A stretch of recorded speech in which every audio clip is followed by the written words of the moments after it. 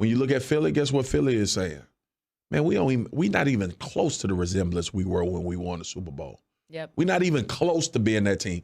We about to play the Dallas Cowboys, who on paper is supposed to be superior to Should've us. Run away with it. We're both sitting 7-7, and we get them at home. Are you kidding me? It's crazy. And Philly's going to be lit. Oh, that thing. I can't stop thinking about when Meek Mill was playing in that speaker last year. Oh, let's go. Hold on, wait. All right. Tune in to the ESPN Daily Podcast, bringing you a deep dive into a single story from one of ESPN's hundreds of reporters, presented by Dell Small Business. Download, subscribe, and review ESPN Daily, available wherever you enjoy your podcasts. We want to get you involved in the conversation. Marcus Spears, Laura Rutledge filling in on the Stephen A. Smith Show, presented by Progressive. And we're going to go to the phone lines right now. Let's go to Andre. He's been on the line for a while, wants to talk about Drew Brees. And Drew Brees, of course, coming off of an incredible performance, record-breaking performance on Monday Night Football. Andre, what's up? How you doing? Thanks for taking my call. Yeah, Drew Brees' resume is definitely 5-star, but I can't put him in the top 5 of all time, and I'm going to tell you why. Listen, the man's got 12 Pro Bowls. He's all-time leader in passing. But on top of that, why I really love and respect Drew Brees, also the Walter Payton Man of the Year Award, Art Rooney Award. So he's a great citizen and ambassador for the NFL, but he can't be top 5 as far as I'm concerned. I got to have Marine. Obviously, first 2 is Brady and Montana. Okay, but for me, I got to have John Elway in there with his 5 Super Bowl appearances, and I got to have Dan Marino in there with his 48 touchdown passes and going over 5,000 yards. And here's the reason why. Okay, and then Peyton Manning would be 5th with his 5 MVPs. But my old school guys got to be in there because they played in a real man's NFL, and I think Marcus Spears will understand that. They did what they did in the Lawrence Taylor era, in the Mike Singletary era, in the Reggie White era, in an era where defensive players, could bury you under the ground, and you had to get up on that next play and continue to charge forward. So it's not, you can only play when you play. But Drew Brees and these current quarterbacks, they just happen to play in an era, in a league that is so quarterback and offensive friendly because of, other business, that I can't have undermined with these great players. I mean, even their numbers, and this is to Marcus's point, about systems and statistics. They're not, these new players will surpass them statistically, but in terms of the actual game and what it took to succeed, in one generation versus the next, I got to have Marino and Elway in my top 5.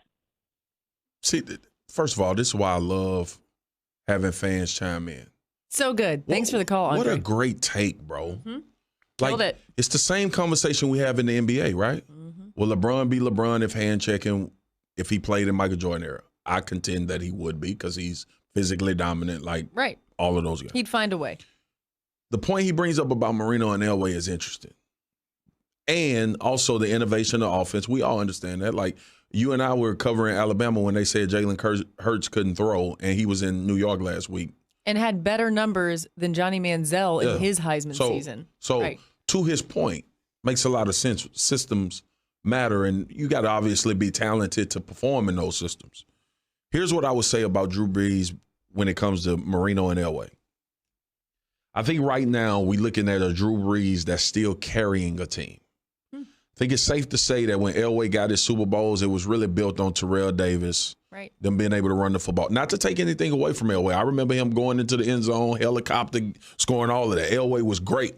Marino was great, threw for a lot of yards. I think the rings are going to be an issue for Elway. I think when you're having I think it's different in the NFL than it is in the NBA. We can look at a player's talent and skill in the NBA and say, I don't care if he get a ring or not. He's one of the greatest players to ever play, if not the greatest, right? Some things had to work out.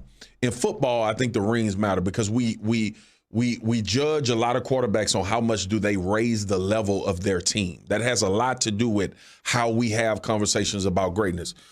People have to remember Peyton Manning was 1-15 his rookie year in Indianapolis. Peyton Manning literally lifted the Colts out of abyss. Drew Brees went to New Orleans and lifted the Saints out of abyss. I think that matters. That matters. It matters. Tom Brady, when he got to New England, took over for Bledsoe. They went to Super Bowls, lifted that team. Not saying none of these other guys didn't, right? But I think we have to give credit and validation to the things outside of – I'm with you on the stats, big dog. Like, I'm with you 100%. The stats can be convoluted. What Drew Brees did in New Orleans, though, I grew up in Louisiana. I remember when the whole stadium showed up with brown paper bags over their head. I remember when Saints games were blacked out on TV because nobody wanted to watch them. Right. Sean Payton and Drew Brees changed that. Like the Saints that young people know now, they have no idea.